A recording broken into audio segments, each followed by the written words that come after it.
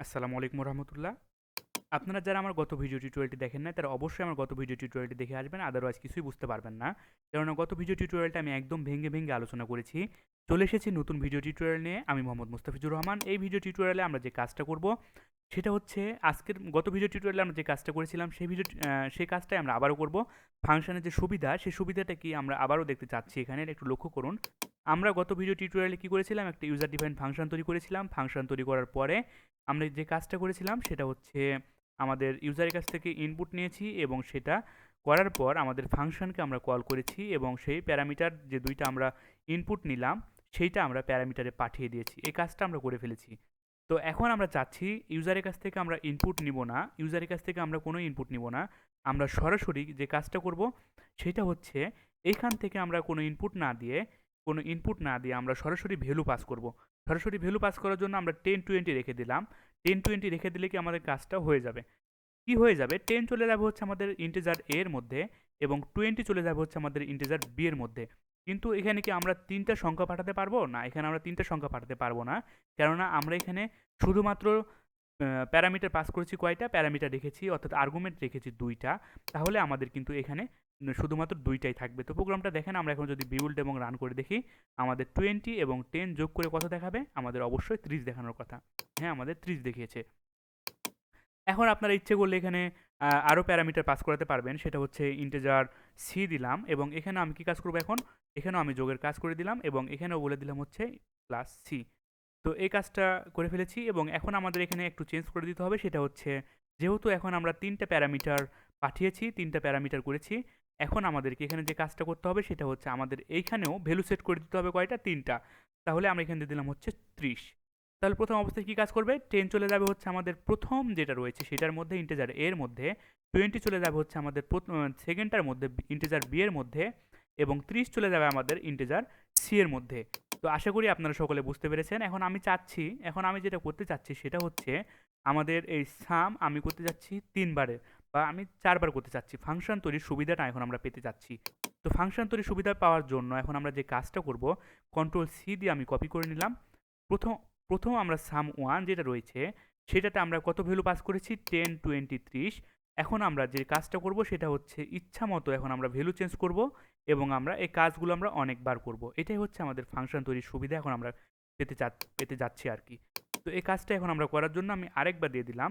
তো এখানে লক্ষ্য করুন, এটা হচ্ছে আমাদের প্রথম সাম ওয়ান এবং এটা হচ্ছে আমাদের সাম টু। আপনাদের বোঝার সুবিধার্থে আমি এখানে জাস্ট মেসেজটা একটু চেঞ্জ করে দিচ্ছি। এটা হচ্ছে আমাদের সাম টু এবং এটা হচ্ছে আমাদের সাম থ্রি। এখন আমাদের যে কাজটা করতে হবে সেটা হচ্ছে, আমরা যদি এইভাবে প্রোগ্রামটা রান করি তাহলে আমাদের তিনটায় সেম আউটপুট আসবে। তো আমরা এখন চাচ্ছি যে আলাদা আলাদা ভ্যালু সেট করতে।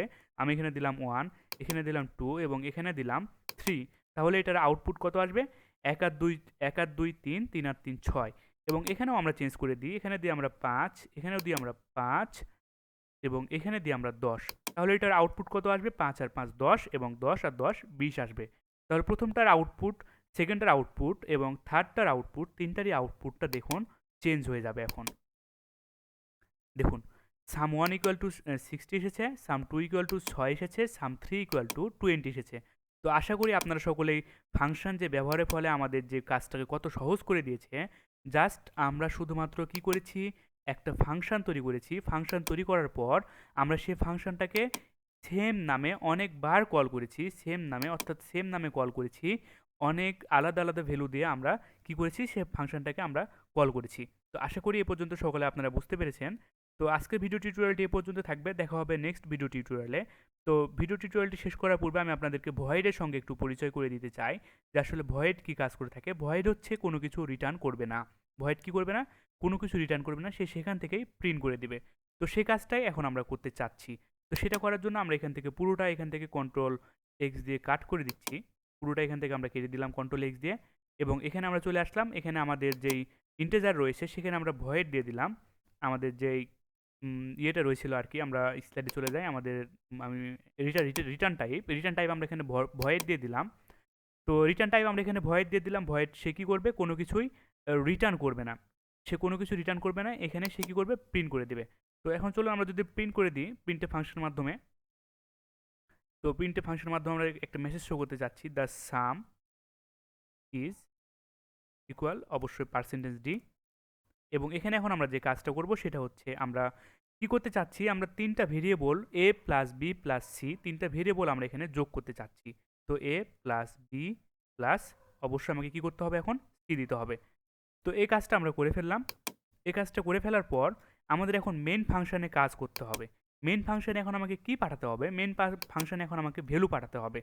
তো ভ্যালু পাঠানোর জন্য আমাকে এখন যে কাজটা করতে হবে, অ্যাডিশন যেটা রয়েছে এই ফাংশনকে এখন আমাকে কল করতে হবে মেন ফাংশন থেকে। তো অ্যাডিশন কত কত দেবো আমরা এখানে, এখানে দিলাম 10, 20 এবং 30।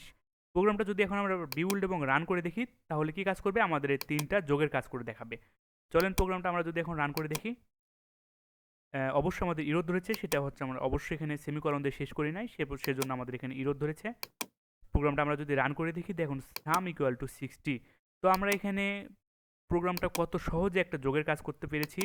সেমভাবে আমরা এখানে আরেকবার দিচ্ছি এবং এখানে আমরা ভ্যালুগুলো আমরা চেঞ্জ করে দিচ্ছি। ভ্যালুগুলো চেঞ্জ করে দিচ্ছি আমরা এখানে, আপনারা ইচ্ছা মতো এখানে ভ্যালু চেঞ্জ করে নেবেন। তার পরবর্তীতে আপনারা গুণের কাজ করবেন, বিয়োগের কাজ করবেন, দেখুন সাম ইকুয়াল টু 6।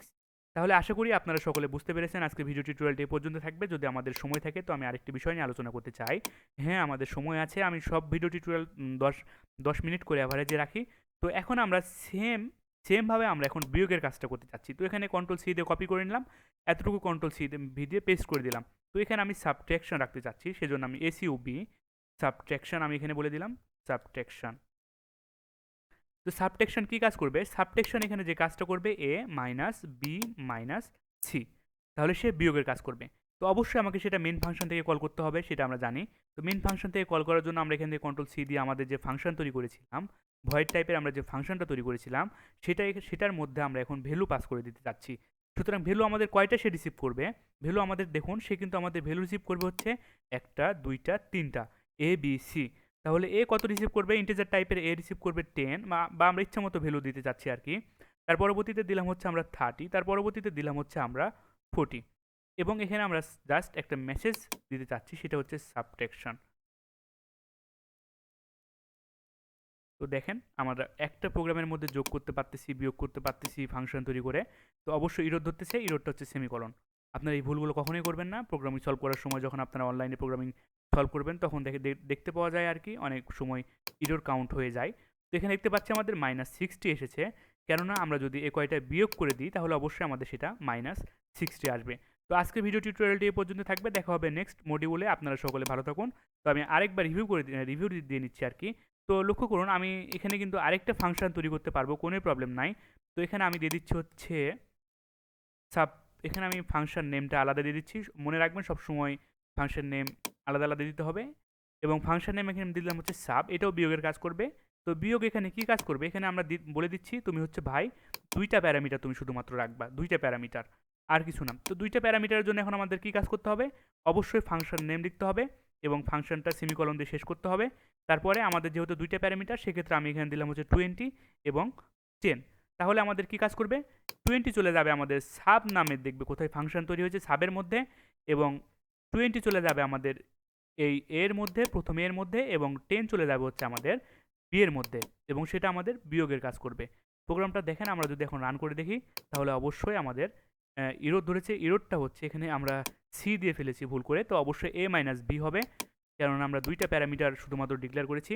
দেখেন আমাদের সাবটেকশন ইকুয়াল 10 দেখিয়েছে।